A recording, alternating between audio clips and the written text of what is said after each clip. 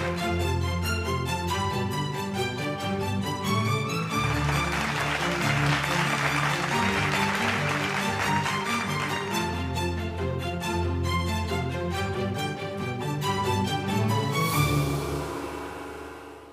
कम बोलूंगी, सब सुनना चाहते हैं आपको। अभी अभी महाकुंभ खत्म हुआ है, लेकिन जो उसकी वाइब्स हैं सर, वो अभी तक खत्म नहीं हुई हैं। और उस वाइब के लिए हम आगे भी इंतजार कर रहे हैं, क्योंकि अगला महाकुंभ नासिक में होने जा रहा है, जिसकी तैयारियों में आप अभी से लग गए होंगे। सर, इस बार कहा जा रहा है कि जो महाकुंभ है, जो प्रयागराज में हुआ, पहले इलाहाबाद में हुआ करता था। और जो वो सेंटिमेंट है, वाइब है, जो अक्सर कहा जाता था कि शायद 50 साल से ऊपर के लोग महाकुंभ जाया करते थे, लेकिन इस बार तो 13, 14, 18 साल के इन्फ्लुएंसर से लेकर ना सिर्फ देश बल्कि दुनिया के बच्चे, युवा पीढ़ी वहां पर पहुंची है। दूसरी सबसे बड़ी बात है कि जितनी भीड़, 60 करोड़ से ज्यादा लोग वहां पहुंचे, शायद उतना तो कई देशों की आबादी भी नहीं है।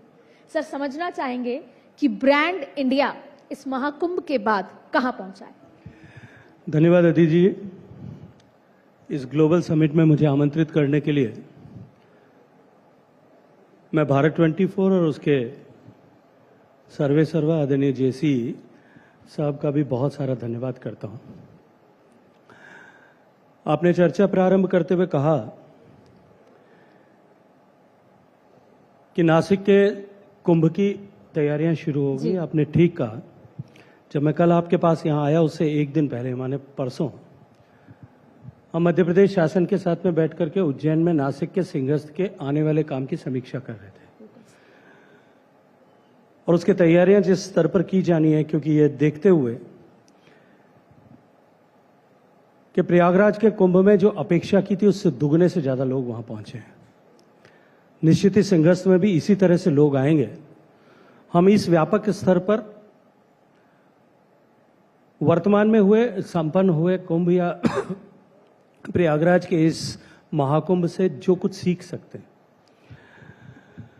सिंहस्थ के समय के लिए भी की तैयारी के परिप्रेक्ष्य में भी उज्जैनी के जिला कलेक्टर, वहां के एसपी, वहां के commissioner, divisional commissioner, police commissioner और अन्य अधिकारी, इन सबको कई दिन तक प्रयागराज में रह करके वो प्रत्यक्ष रूप से व्यवस्थाओं को देख और समझ सकें, इसके लिए वहां भेजा गया था।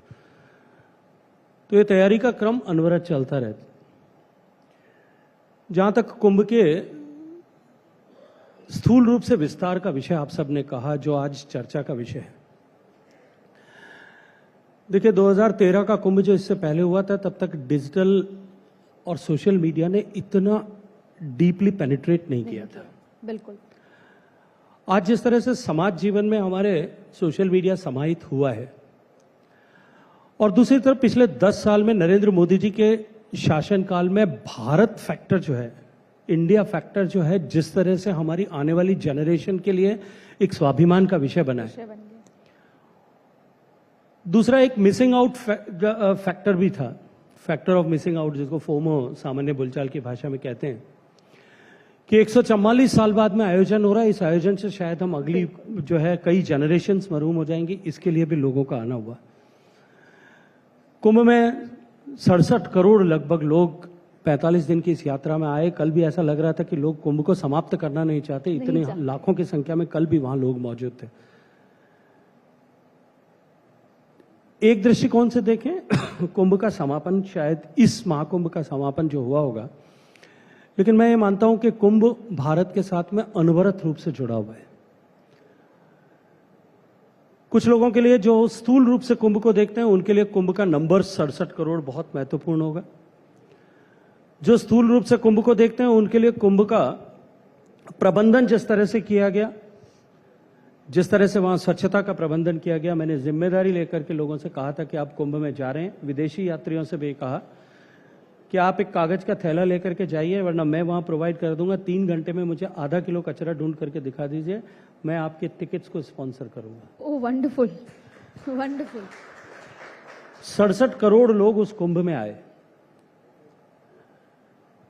आज इस सोशल मीडिया के टाइम पे अगर एक भी असुविधा कहीं किसी को हुई होती तो शायद बाढ़ आ जाती उस पे, और कुछ लोग नियोजित रूप से उसी का इंतजार भी कर रहे थे। कुछ लोगों ने ऐसे अवसरों को तलाश करके क्योंकि कुंभ ठीक वैसा ही है, जो जैसा देखता है, जैसा देखने की कोशिश करता है, उसको कुंभ वैसा दिखता है। लेकिन कहीं इस तरह का निगेटिव विषय कुछ लोगों ने आदतन हुआ होगी, कुछ राजनीतिक मजबूरियों के तहत कुछ चलते हुए कुछ कर रहे होंगे, बाकी मोटे तौर पर कहीं किसी तरह का भी नकारात्मक टिप्पणियां व्यवस्थाओं को देख करके नहीं हुई। लेकिन कुंभ का यह भी स्थूल पक्ष है। मैं ये मानता हूं कि कुंभ ने आदि अनादिकाल से लेकर के आज तक भारत को एकता के सूत्र में बांधने का काम किया है। और इस समय में जब नरेंद्र मोदी जी के नेतृत्व में हम भारत को एक भारत श्रेष्ठ भारत बनाने की संकल्पना के साथ में विरासत पर गर्व करते हुए विकसित भारत बनाने के उद्देश्य लक्ष्य को लेकर के 2047 तक भारत को विकसित बनाने के संकल्प को लेकर के 140 करोड़ लोगों की ताकत से जुटे हैं, मैं ये मानता हूं कि इस कुंभ ने उसको एक नई शक्ति और सामूहिकता की शक्ति का सृजन करने का काम किया है। ये कुंभ का केवल स्थूल पक्ष जो हमको दिखता है, इतने बड़े नंबर्स हो सकते हैं, कुछ लोगों के लिए कुंभ में शायद वो माला बेचने वाली बहन मोनालिसा जो है वो शायद सेंसेशन हो सकती है, किसी के लिए IIT बाबा हो सकते हैं, किसी के लिए नागा साधुओं का स्नान हो सकता है। कुछ मेरे मित्र होंगे उनको शायद पानी की क्वालिटी में ही कुंभ दिख रहा था, लेकिन कुंभ वहां नहीं है। कुंभ भारत की आत्मा से जुड़ा हुआ है, भारत को भारत बनाने वाला है, भारत को एकता के सूत्र में, जो भारत विविधताओं के में बटा हुआ भारत है, उसको एकता के सूत्र में बांधने वाले जो चंद तत्व हैं उनमें एक प्रमुख तत्व कुंभ है। और आज नहीं, आज से 2000 साल पहले, 3000 साल पहले भी कुंभ, जब भारत अलग अलग साम्राज्यों में, अलग अलग शासन व्यवस्थाओं में बटा हुआ था, तब भी भारत को एक भारत बनाने वाले जो विषय थे उनमें से एक कुंभ था। और मैं ये मानता हूं कि ये कुंभ का समापन नहीं है, नए कुंभ का आगाज नए भारत के दृष्टिकोण से आने वाले समय को लेकर के होगा। बिल्कुल, मैं चाहूंगी आप सब भी इस चर्चा में शामिल हो, आपके भी कोई सवाल हो। लेकिन सबसे बड़ी बात यह, और पूर्णिमा आप अग्री करेंगी वाइब की बात, कि जैसे जब कॉन्सर्ट्स होते हैं, म्यूजिक कॉन्सर्ट्स, तो टिकटों की जो मारामारी होती है, उसी तरह का एक्साइटमेंट, उसी तरह की टिकट लेने की होड़ कुंभ को लेकर थी। अक्सर ऐसा होता है कि कॉन्सर्ट ये एक फैशन बन गया था कि कुंभ में जाना है, और शायद ऐसे ही ब्रांड इंडिया, जो अभी गजेंद्र सिंह जी ने कहा कि जो भारत जो फैक्टर है उससे होने का गर्व। अच्छा, आपको बता दें कि शायद टूरिज्म कल्चर मिनिस्टर हमारे साथ बैठे हैं, और वो इसलिए एप्ट हैं इस कुर्सी के लिए भी सबसे ज्यादा। यहाँ जितने भी युवा आए, मैं आपको बताना चाहती हूँ, 20 सालों से सीमावर्ती इलाकों में उन्होंने काम किया है। वो संस्कृति को, परंपराओं को, अलग अलग दो जो सीमा से जुड़े जो प्रदेश होते हैं उनकी संस्कृति को बेहतर तरीके से समझते हैं। और इसके साथ साथ वो राजस्थान की सांस्कृतिक, जिसे बोलते हैं कैपिटल से, राजधानी जोधपुर से भी आते हैं। सर, मैं आगे बढ़ूंगी, उसके साथ साथ आपसे ये समझूंगी कि सर, टेम्पल टूरिज्म, अगर टूरिज्म की हम बात करें और साथ में कल्चर जुड़ा होता है, तो अब कई प्रकार के टूरिज्म है, और हम 2047 में विकसित भारत में हम अपनी इकोनॉमी को तीसरी अर्थव्यवस्था तक, 5 ट्रिलियन 10 ट्रिलियन तक ले जाना चाहते हैं। तो सर, इसमें GDP 1% बढ़ने की बात यूपी के लिए कही गई है। ऐसे ही सर्किट का भी यूपी में जिक्र है। तो क्या देश भर में इस तरह के सर्किट जो साउथ से नॉर्थ और नॉर्थ से साउथ को सांस्कृतिक लिहाज से भी जोड़े, ऐसा क्या प्लानिंग है संस्कृति मंत्रालय की? देखिए, पहले तो मैं एक चीज को आपको करेक्ट कर दूं। कुंभ का आर्थिक पक्ष जिसकी आपने चर्चा की, आपने कहा कि उत्तर प्रदेश की इकोनॉमी में 1% कंट्रीब्यूशन होगा। ऐसा नहीं है, देश की इकोनॉमी में 1% लगभग कंट्रीब्यूशन GDP में कुंभ का होने वाला है। कुंभ का टोटल इकोनॉमी अगर जो कंसीडर की जाएगी तो वो लगभग 3 लाख करोड़ से कहीं ज्यादा होगी। ये उत्तर प्रदेश के लिए तो ये बोनस है, पूरे देश की अर्थव्यवस्था के लिए कुंभ निश्चित रूप से बहुत बड़ा इकोनॉमिक ड्राइवर बनेगा। जहां तक टूरिज्म की बात है, आपने अभी कहा कि भारत की अर्थव्यवस्था को हम 2047 तक तीसरी अर्थव्यवस्था बनाना चाहते हैं। मुझे लगता है देश को उसके लिए इतना इंतजार नहीं करना पड़ेगा, 2027 तक हो जाएगा।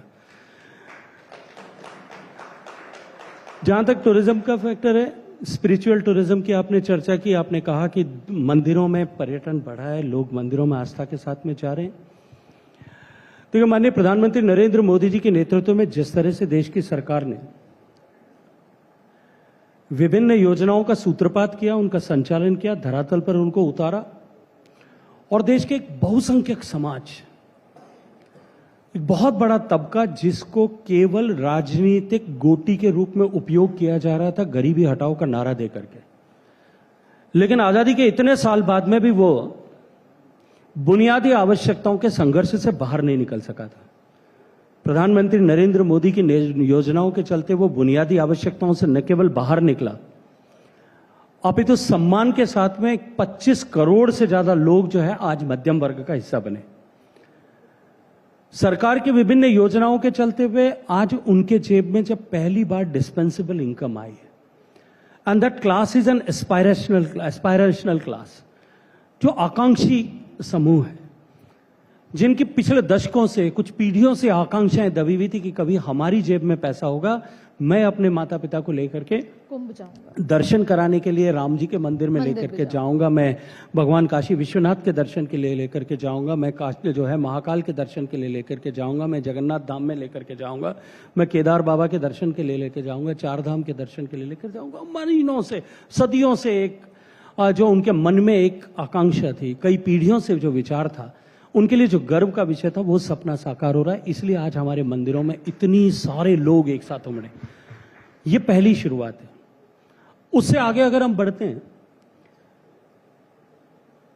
तो जीवन के प्रति देखने का दृष्टिकोण कोविड के बाद में पूरी दुनिया का बदल गया है। जीवन की क्षणभंगुरता कि जीवन कभी भी समाप्त हो सकता है, और पैसे से ज्यादा अनुभव जो हमने अर्जित किया है वो अनुभव ज्यादा महत्वपूर्ण है। आर्थिक संसाधनों से हमारे पर्सनल कनेक्शंस एंड रिलेशंस ज्यादा इंपॉर्टेंट हैं। कुंभ ने कोरोना ने पूरी दुनिया के लोगों की मानसिकता में इसको इम्प्रिंट किया है, प्रभावित किया है। तो जिंदगी की तरफ जो देखने का नजरिया बदला है, इस बदले हुए पर्सपेक्टिव से लोगों ने टूरिज्म को अपनाना शुरू किया। इसीलिए आप देखिए पूरे विश्व भर में, जिसको आज टूरिज्म के सेक्टर में रिवेंज टूरिज्म की ऐसी परिभाषा दी जा रही है। कोविड के समय में जो लोग 1, 1.5, 2 साल तक घर में बंद रहे, वो आज घर से बाहर निकल करके दुनिया के सारे जो है पर्यटक स्थलों पर जा रहे हैं, और उसके कारण से ये बाउंस है। आज भारत के आंकड़े उठा करके देखिए, कुछ लोगों ने गोवा के लिए सुनियोजित रूप से, विदेश में बैठे हुए लोगों ने गोवा के लिए दुष्प्रचार करने की कोशिश की। मैं गोवा की जमीन पर बैठ करके आधिकारिक रूप से जिम्मेदारी से कह रहा हूं कि सह आशय, और मैं क्योंकि तकनीकी का आदमी हूं, हमने तकनीकी के आधार पर उसको देखा है, समझा है कि किस तरह से, किस जगह से प्रायोजित होकर के, किस देश ने, मुझे मंच से नहीं बोलना चाहिए, लेकिन किस देश ने अपने यहां से प्रायोजित करके इस तरह की अफवाह फैलाने का काम किया था। वरना अगर आंकड़ों के दृष्टिकोण से देखो तो भारत का टूरिज्म और डोमेस्टिक टूरिज्म जिस गति के साथ में बाउंस बैक हुआ है, पूरे एशिया में देखें तो बड़े टूरिस्ट डेस्टिनेशन कंट्रीज में Bharat is the best performer in last post Covid era. तो जिस तरह से बढ़ा है, और आज भारत की अर्थव्यवस्था में टूरिज्म का, फॉर्मल टूरिज्म का जो है कंट्रीब्यूशन, जिसमें मैं कुंभ को भी नहीं जोड़ता, जिसमें मैं रिलीजियस टूरिज्म को भी नहीं जोड़ता, इन सबको न जोड़ूं तो भी लगभग 6% के आसपास है, 6 से थोड़ा कम होगा। लेकिन अगर इन सबको मैं साथ जोड़ दूं, कुंभ को अलग रखते हुए, तो भी भारत की अर्थव्यवस्था में पर्यटन क्षेत्र का योगदान 10% है। और पर्यटन क्षेत्र जो है कृषि के बाद में सबसे ज्यादा रोजगार सृजन करने वाला क्षेत्र है। और आने वाले समय में जिस तरह से भारत में पर्यटन की संभावनाएं बढ़ रही है, और भारत सरकार माननीय मोदी जी के नेतृत्व में जिस तरह से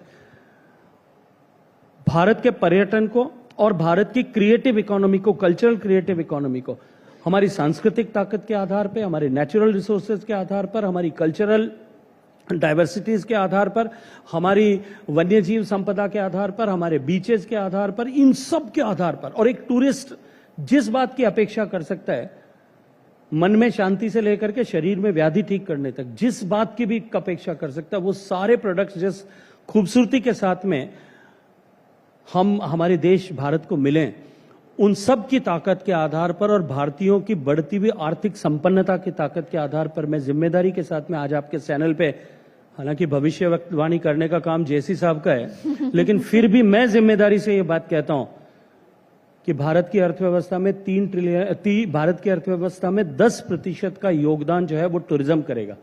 इससे आगे बढ़कर के एक विषय और रखना चाहता हूं। आज भारत की इकोनॉमी जिस तरह से बढ़ रही है और प्रति व्यक्ति स्पेंडिंग जिस तरह से इकोनॉमी में बढ़ रही है, जो आज से 10 साल पहले 65 लाख करोड़ का योगदान होता था, वो आज 90 लाख करोड़ का योगदान होता था, वो आज 180 लाख करोड़ का योगदान हमारे जो है वो व्यक्तिगत खर्च के माध्यम से आ रहा है। और 2030 तक ये बढ़ करके और दुगना होने वाला है, 2047 तक बढ़ करके 635 लाख करोड़ होने वाला है। भारत की अर्थव्यवस्था में 10% का कंट्रीब्यूटर टूरिज्म होगा, और भारत की अर्थव्यवस्था हर 7 साल में दुगनी होकर के 2047 तक 30 ट्रिलियन की अर्थव्यवस्था होगी। उसमें 3 ट्रिलियन जो लगभग आज से 1 साल पहले की भारत की टोटल इकोनॉमी की साइज होगी, उतनी टूरिज्म की तो इकोनॉमी सर अब होगी। मैं बहुत सारे सवाल है मेरे पास, और जो आपने कहा उससे every coin has two sides. हम टूरिज्म की बात कर लें हर तरह की, सिर्फ उसके अदर साइड ये है कि अगर ओरान, मैं भी यही सर्च कर रही थी, वो नाम मैं मिस कर रही थी, ओरान जमीन, जब एकड़ों की जमीन हम इसलिए नहीं छूते थे कि हमें पर्यावरण को संरक्षित करने के लिए करनी है, पेड़ नहीं काटने। और हमें वो खास तौर पे राजस्थान में तो हमें वो जमाना याद है कि जब हम नदी को, पहाड़ों को, पेड़ों की पूजा किया करते थे। अब हम इसी टूरिज्म, इसी चाहे वो हर प्रकार के टूरिज्म के लिए अब हम पहाड़ काट देते हैं, अब हम नदियों में से क्रिएटिविटी निकालते हैं, हम बहुत सारी ऐसी चीजें कर रहे हैं जिसमें हम टूरिज्म के नाम पर अफेक्ट कर रहे हैं अपने पर्यावरण को, और फिर वो पर्यावरण है जो अंततः संस्कृति को, हमारे कल्चर को अफेक्ट करती है और खत्म करती है। मुझे लगता है कि आपने जहां से चर्चा की ओरण से जी, जो हमारी सांस्कृतिक समझ की जो है, और हमारे पूर्वजों ने जिस तरह की सांस्कृतिक समझ अपने अनुभव की चेतना के आधार पर अर्जित की थी,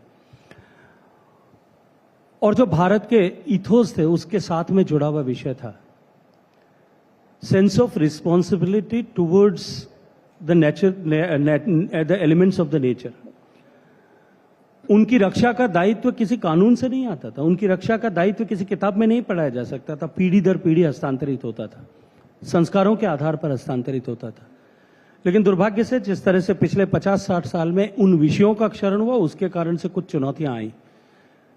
लेकिन जो आपकी चिंता का विषय है, मैं उसको, मुझे लगता है कि कई बार मुझे लगता है कि आपकी चिंता जो है कहीं ना कहीं जो सह आशय इस तरह की चिंता पैदा करने वाले जो है इकोसिस्टम है, कहीं उससे प्रेरित हो गई है। भारत पूरी दुनिया में माननीय प्रधानमंत्री जी नरेंद्र मोदी जी के नेतृत्व में मिशन लाइफ का सूत्रपात करने वाला देश है, जिन्होंने ये कहा कि life style for environment. Bharat ऐसा देश है जिसने सबसे पहले रिस्पॉन्सिबल टूरिज्म के लिए पूरी दुनिया का नेतृत्वकर्ता के रूप में अपनी भूमिका का निर्वहन G20 की प्रेसिडेंसी में शुरू किया। सस्टेनेबल टूरिज्म पर जिस तरह से विश्व में भारत आज दुनिया का नेतृत्व कर रहा है, जिस तरह से हमने टूरिज्म के सारे स्टेक होल्डर्स को सेंस ऑफ रिस्पॉन्सिबिलिटी इनकलकेट करने के लिए, उनको ट्रेन करने के लिए पर्यटन मित्र, पर्यटन दीदी इस संकल्पना के साथ में काम किया। हम अपने रिसोर्सेज की कीमत पर टूरिज्म को नहीं बढ़ाएंगे, लेकिन अपने रिसोर्सेज को बचाने की झूठी कवायद में अपने टूरिज्म की बलि भी नहीं चढ़ने देंगे। दोनों विषयों में साम्य पैदा करते हुए काम करने का जो है माननीय मोदी जी के नेतृत्व में, उनके मार्गदर्शन में काम हम कर रहे हैं। सर, आप तो हिंदी भाषा के लिए, भाषाओं के लिए आंदोलन में शामिल भी हुए हैं और मैंने उसका कवर भी किया है। और मैं, भैरव सिंह शेखावत जी भी अक्सर ये कहा करते थे कि अगर भाषाएं विलुप्त हुई तो संस्कृति भी विलुप्त हुई। भाषा को लेकर हाल ही में स्टैलिन जी का भी एक ट्वीट आया जिस पर आपका जवाब भी आया। इन भाषाओं के संरक्षण, जिसमें राजस्थानी भाषा से लेकर, क्योंकि यही भाषा है जो हमें हमारी संस्कृति से जोड़ के रखती हैं, संस्कृति मंत्रालय, कल्चर मिनिस्ट्री इस को लेकर, भाषाओं को लेकर आगे कैसे बढ़ रही है? देखिए, भारत सरकार का संस्कृति मंत्रालय माननीय प्रधानमंत्री नरेंद्र मोदी जी के नेतृत्व में भाषाओं को सम्मान देने के लिए क्लासिकल लैंग्वेजेस का दर्जा देता है। अभी हाल ही में हमने 5 भाषाओं को, जिसमें असमिया भाषा, बंगाली, पाली, प्राकृत और उड़िया, इन 5 भाषाओं को क्लासिकल लैंग्वेज का दर्जा दिया है। सर, इसके अंदर लेकिन उसके बियॉन्ड भारत में हर 30, 40, 50 किलोमीटर में बोली भाषाएं ऐसी होती हैं। माननीय प्रधानमंत्री नरेंद्र मोदी जी का यह विश्वास कि भाषा हमारी संस्कृति का बीज है और संस्कृति की वाहक भी है। They are the media which transform that this translates our cultural ethos to the next generation. उस भाषा को संरक्षित करने के लिए मातृभाषा में व्यक्ति सोचना प्रारंभ करे, मातृभाषा में अध्ययन करना प्रारंभ करे। और पूरी दुनिया इस बात को मानती है कि किसी भी व्यक्ति के लिए सोचने का सबसे अच्छा माध्यम उसकी मातृभाषा होती है। नई शिक्षा नीति में मातृभाषा में पढ़ाई प्राथमिक कक्षा तक हो, इसकी जो है संकल्पना माननीय मोदी जी ने की और आज देश में उसको लागू किया जाए। ये भाषा का सम्मान बना रहे, भाषा की पहचान बनी रहे और भाषा से पहचान बनी रहे, ये सरकार की प्राथमिकता में है। सर, राजस्थानी भाषा को लेकर हम किस दिशा में आगे बढ़ रहे हैं? सर, देखिए, निश्चित रूप से अनेक वर्षों से मैं व्यक्तिगत रूप से भी राजस्थानी भाषा को शेड्यूल लैंग्वेजेस की लिस्ट में शेड्यूल 9 में दर्ज किया जाए, इसके लिए जो विषय चल रहा है उसके साथ में खड़ा हूं।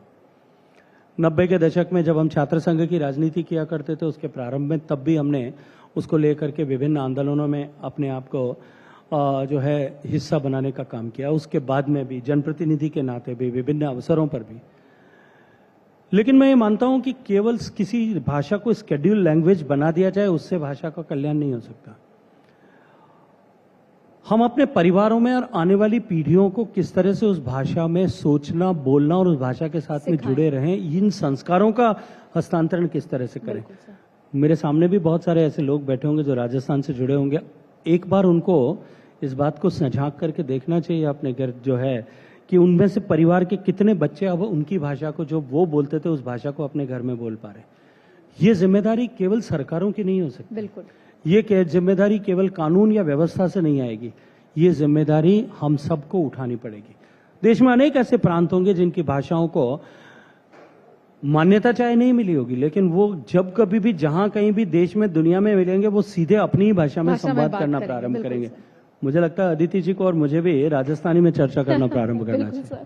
सर, आपने भारत फैक्टर का जिक्र किया और ये कोई इकोसिस्टम का सवाल नहीं है, मेरा सवाल है कि क्यों आज भी हम श्री अन्न का जिक्र करते हैं और विदेशों में योगा भी हो रही है, विदेशों में श्री अन्न भी हो रहा है, श्री कृष्ण को पूछते हैं, जय श्री राम बोलते हैं, लेकिन अभी भी हैमबर्गर और पास्ता ज्यादा फेमस है भारत के किसी भी फूड से। इसके लिए कोई तरीका है कि अपने आप को ब्रांड, ग्लोबली ब्रांड स्टैब्लिश करने के लिए, कि हैमबर्गर और पास्ता के ऊपर भारत का कोई एक खाना हो? आपको पता है कि इंग्लैंड की नेशनल डिश क्या है? चिकन टिक्का है। कहां से गया है? अच्छा, भारत से। आप जर्मनी में जाकर के कभी कैपिटल सिटी में देखिएगा, 250 से ज्यादा इंडियन रेस्टोरेंट्स हैं। Right. Indian restaurant has become a brand, all Indian cuisine has become a brand all across the world. आज से 20 साल 25 साल पहले जब मैं विदेश में काम करता था, 2000 के दशक में, मैं टोक्यो में रहता था। पूरी दुनिया, टोक्यो शहर में एक इंडियन रेस्टोरेंट हुआ करता था, अभी कम से कम 100 है। इसलिए मुझे लगता है कि हम भारत के परिप्रेक्ष्य देखते हैं कि आप जब जयपुर में जाते हैं तो आपको मैकडी दिखता होगा, या आपको पिज़्ज़ेरिया दिखते होंगे, या आपको कॉफी शॉप्स दिखती होंगी। आप एक बार दुनिया में जाइए, आपको भारतीय भोजन किस गर्व के साथ में, और आप जर्मनी के, आप फ्रांस के इंडियन रेस्टोरेंट में जाइए, वहां 200 इंडियन रेस्टोरेंट में जाने के बाद में आपको लगेगा कि वहां 200 भी भारतीय नहीं है। जितने गेस्ट वहां भोजन कर रहे होंगे वो सब जो है वहां के लोकल लोग होंगे। भारत का भोजन, आने वाले समय में भारत का भोजन और भारत की भोजन परंपरा पूरे विश्व पर छाने वाली है। देखिए, पूरी दुनिया का भोजन जो है वो इंडस्ट्रियलाइज्ड है। लोग घर में जिस भोजन का उपयोग करते हैं वो किचन में नहीं बनता। ये हमारे भारत में है कि जेसी साहब रात को घर जाते होंगे, रात को 12 बजे भी इनको धर्मपत्नी भोजन गर्म रोटी बना के, फुल्का खिलाकर बना के खिलाती होंगी। पूरी दुनिया में ऐसी परंपरा नहीं है। वहां सब लोग हीट एंड ईट, बस इतने में खाना खाते हैं। हम भी उस दिशा में आगे बढ़ रहे हैं। हमारा देश भी, क्योंकि हम अल्टीमेटली इकोनॉमी की ग्रोथ के साथ में हम पाश्चात्य व्यवस्थाओं को फॉलो कर रहे हैं। हमारे यहाँ भी 30-35% पॉपुलेशन, अर्बन पॉपुलेशन आने वाले 10 साल में उनके घर में फूड इंडस्ट्रियलाइज हो जाएगा, उनके घर में भी पका पकाया खाना आएगा। आना शुरू भी हो गया, क्लाउड किचन से आ रहा है, अभी थोड़े दिन बाद में हीट एंड ईट भी आना शुरू हो जाएगा। This is a time when India has an opportunity, क्योंकि भारत ऐसा देश है जिसमें what ever is edible in the world, दुनिया में जो कुछ भी खाया जाता है, भारत को भगवान ने ऐसा पारिस्थितिकी तंत्र दिया है कि भारत में वो सब उगाया जा सकता है। And India is going to be the global kitchen for the world in coming days. Wonderful.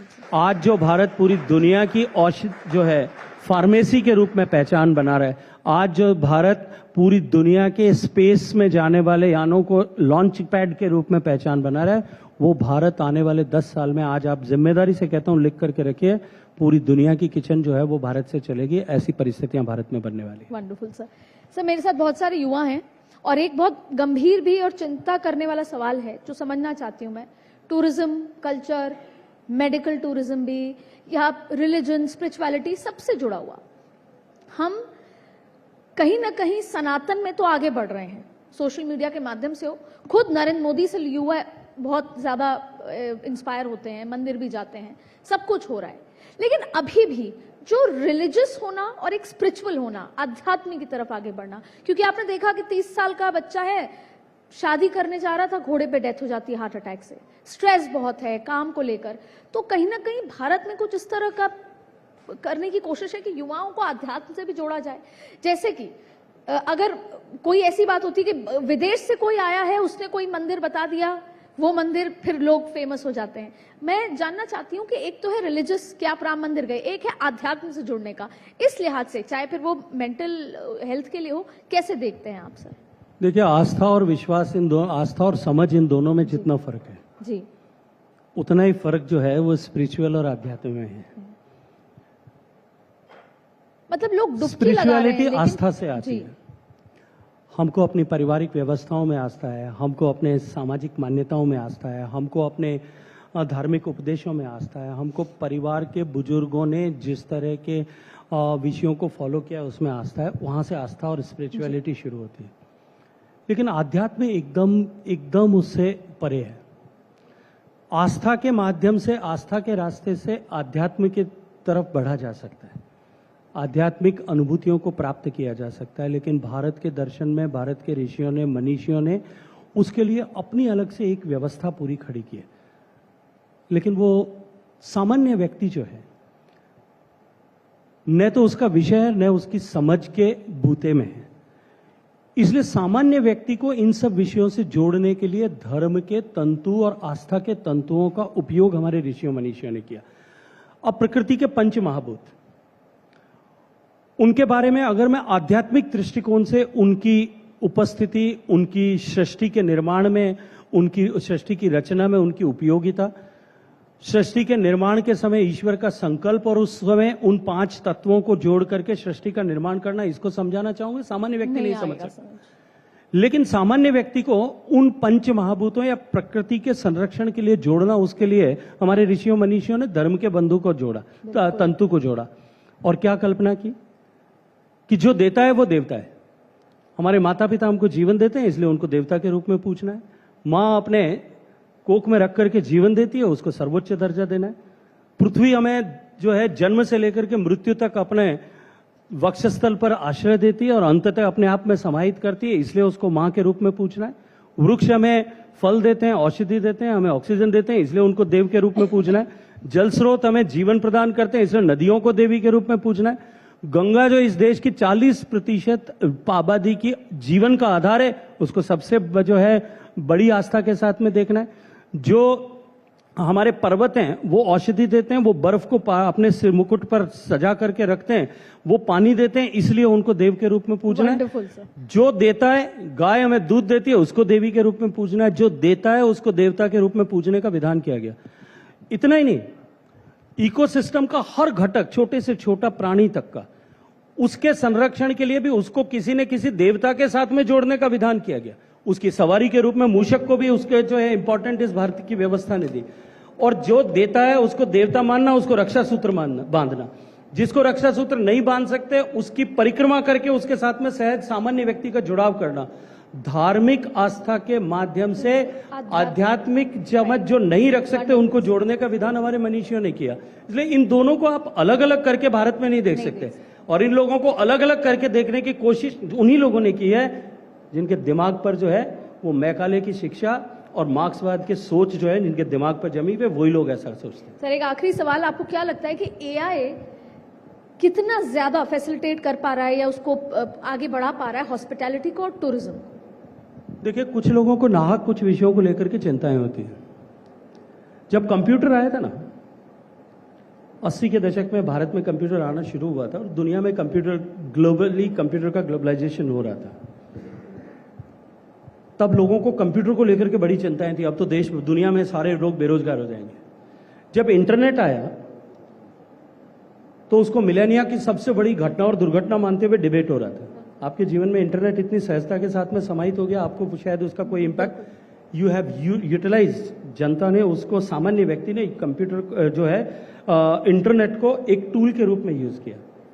ठीक वही स्थिति एआई की होगी। एआई बहुत बारीकी के साथ में हमारे जीवन में समाहित हो जाएगा। इसमें कहीं कोई 1% भी मैं तकनीकी क्षेत्र का आदमी होने के नाते कह सकता हूं 1% भी संदेह नहीं है, लेकिन वो चाहे कितना भी गहराई से हमारे जीवन में समाहित हो जाए, वो जीवन की व्यवस्थाओं को कभी भी बदल नहीं पाएगा। अल्टीमेटली व्यक्ति प्राथमिक रहेगा, मनुष्य प्राथमिक रहेगा, सृष्टि प्राथमिक रहेंगी, हमारे विचार प्राथमिक रहेंगे। एआई उसमें फैसिलिटेटर की तरह काम करेगा, वो चाहे टूरिज्म का सेक्टर हो और चाहे कोई और। आज क्योंकि टूरिज्म जिस तरह से एक्सपीरियंशियल टूरिज्म बन रहा है, व्यक्ति टूरिज्म के डिफरेंट प्रोडक्ट्स को एक्सपीरियंस करे। आज कोणार्क के सूर्य मंदिर को जो किसी जमाने में जो है वो काल के थपेड़ों से कहीं उनका क्षरण हो गया, या देश में अनेक ऐसे मॉन्यूमेंट्स होंगे जिनको आक्रांताओं ने खंडित कर दिया, आज उसको सजीव रूप से हम अगर दिखाना चाहते हैं एआई के माध्यम से रीबिल्ड करके हम उसको दिखा सकते हैं। तो लोगों को कंपैरेटिवली हम दोनों चीजें एक साथ दिखा सकें। मुझे लगता है कि एआई उसके लिए एक टूल की तरह, उसके लिए एक ऐसे सपोर्टिंग एलिमेंट की तरह आने वाले समय में काम करेगी जो टूरिज्म को और अधिक ग्रोथ भी देगा और बूस्ट भी देगा। बहुत बहुत शुक्रिया सर। और मैं इस पूरे इंटरेक्शन से जो एक सबसे बड़ा टेक अवे लेकर जा रही हूं वो है रिस्पॉन्सिबल टूरिज्म, जो अभी अभी सर ने कहा। और मुझे लगता है जितने भी बच्चे युवा यहाँ पर बैठे हैं, अगर उस भारत फैक्टर का प्राइड आपको महसूस करना है तो आप इस देश में हो या कहीं और घूमने जाएं, आप रिस्पॉन्सिबल टूरिज्म को अपने साथ अपने जीवन में जरूर उतारें। और सर मैं आज ये टेक अवे लेके जा रही हूं कि मैं ये रिस्पॉन्सिबल टूरिज्म का जो आपने जिक्र किया है वो अपने जीवन में और अपने घर वालों को जरूर इसको समझाएं। आप घर वालों को सबको बताइए, लेकिन मैं ये कहूंगा कि ये केवल सरकार की जिम्मेदारी नहीं है। कि जो चुनौतियां हैं, इन चुनौतियों के निर्वहन की जिम्मेदारी समाज के हर व्यक्ति को लेनी होगी। माननीय प्रधानमंत्री कहते हैं कि हमको स्वच्छता पर काम करना है, दैट इज रिस्पॉन्सिबल टूरिज्म। देश के प्रधानमंत्री कहते हैं कि हमको जीरो इम्पैक्ट के साथ में काम करना है, that is responsibility in tourism. माननीय प्रधानमंत्री कहते हैं कि हमको एक पेड़ मां के नाम लगाना है, that is responsibility. Ultimately, this sense of responsibility is to be disseminated by the media channels also. So ये केवल आप अपने घर वाले को या घर वालों को बताएं उतना ही नहीं होगा। आपको जो है अपने इस चैनल से जब कभी भी अवसर मिले, और आदरणीय जेसी बोस जब इस बात को आपको अनुमति दें, तब जरूर इस विषय को अपने चैनल से, अपने प्लेटफॉर्म से उठाइए। जितनी बार हम इस विषय पर बात करेंगे, जितनी जोर से बात करेंगे, जितनी बार बार बात करेंगे, उतनी ही जो है, क्योंकि हमारे मनीषियों ने कहा है, हमारी चेतना ने कहा है कि शब्द ब्रह्म है। जितनी बार बोला जाता है उतनी बार वो ब्रह्म के रूप में स्थापित होता है। तो वो स्थापित होगा, और जब वो स्थापित होगा तो निश्चित रूप से चेतना का व्याप होगा। बहुत धन्यवाद।